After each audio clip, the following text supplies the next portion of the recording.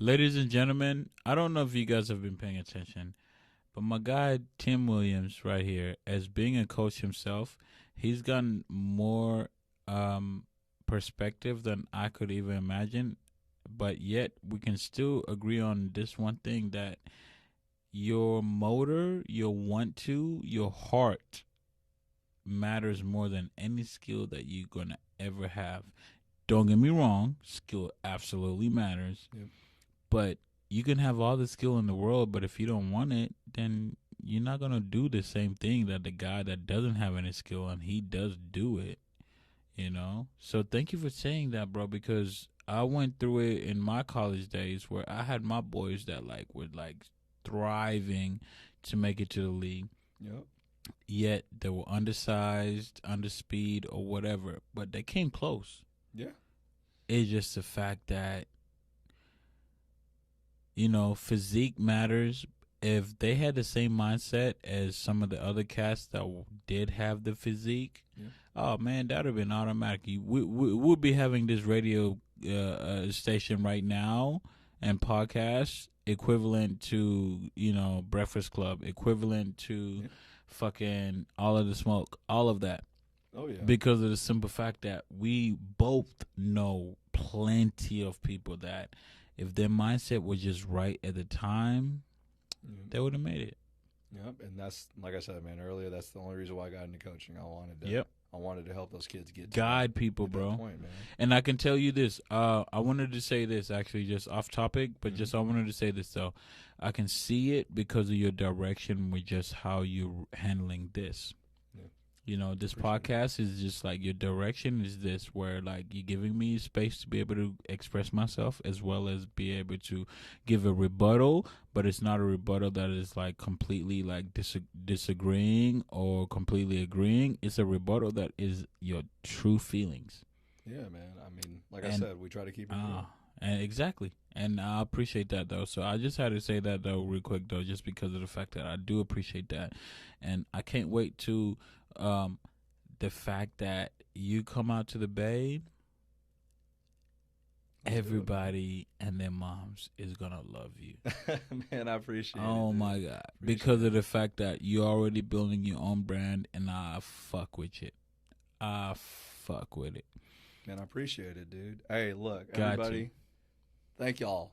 Thank you, man. Hey, my God. Chiggaman, man, coming through, dude. In the middle of all this craziness, man.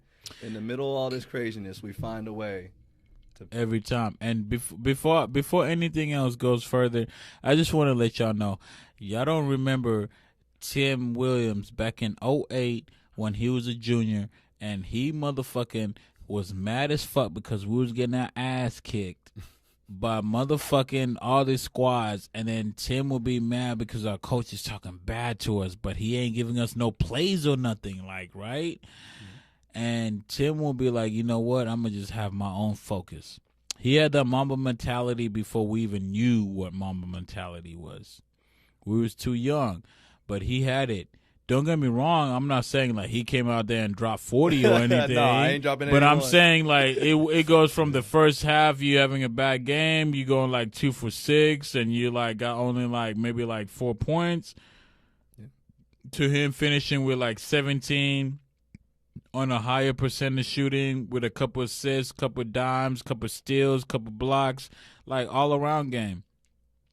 I used to look up to Tim because of the fact that he always was into the game. He looked at it as a cerebral assassin.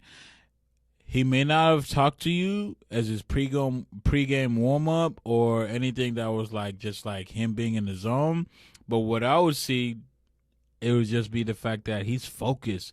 He knows what we need to do to be able to get better. Just doesn't mean that everybody else is going to, collaborate.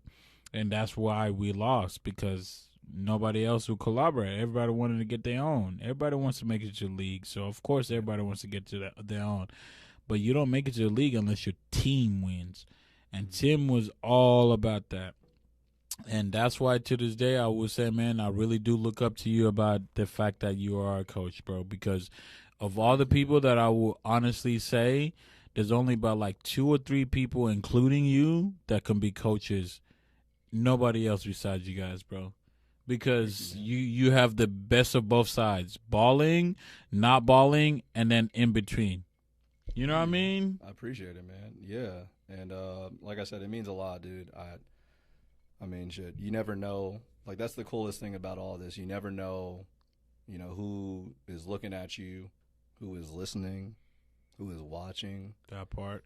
And I think that's always why I tried to do my best. You know what I'm saying? And it didn't always work out. Like just like Chick is saying, man. I mean, it is what it is. But I think that the thing is, I didn't want to give up, man. You know what I'm saying? Like if something bad is gonna happen, you look, don't even have going, to. You don't even have to say. You know what I'm saying? Because guess what? When you say you never gave up, guess what you did? Mm-hmm. You took your knowledge that you used to take on the basketball court physically. Getting your buckets and getting your dimes and getting your boards and everything. Mm-hmm. You took that into something more or less that can educate the next generation. Mm-hmm. I'm not gonna lie to you, bro. I'm very selfish. I have not figured that out yet, how to be able to pass on what I know and my knowledge into somebody else without hating. And I've gotten into this point now that the older I've gotten, granted that was me like 23, 24, you know what I mean? Oh, yeah. Now I'm 27, about to be 28. That's all I think about is exactly like you saying.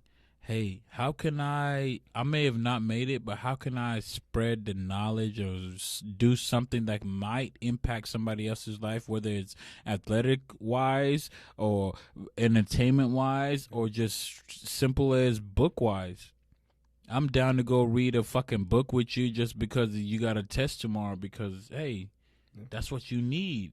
You know what I mean? And I appreciate you for giving me that. What you don't know is the fact that when you used to like keep your distance, when it was serious days, serious times, serious practices, you kept your distance because of the fact, I feel like you kept your distance because of the fact that you wanted to work on yourself and lead by example. We just watched The Last Dance. Last thing I checked, Michael Jordan said was that, hey, I'm never going to tell you to do something that I'm not doing. Yeah. And you never, okay, granted, sophomore year when I was a freshman, yeah, you did say those days. But then you grew up. Yeah. Same way as I got to grow up because of you. Yeah. You know what I mean? You and also our other mutual friends.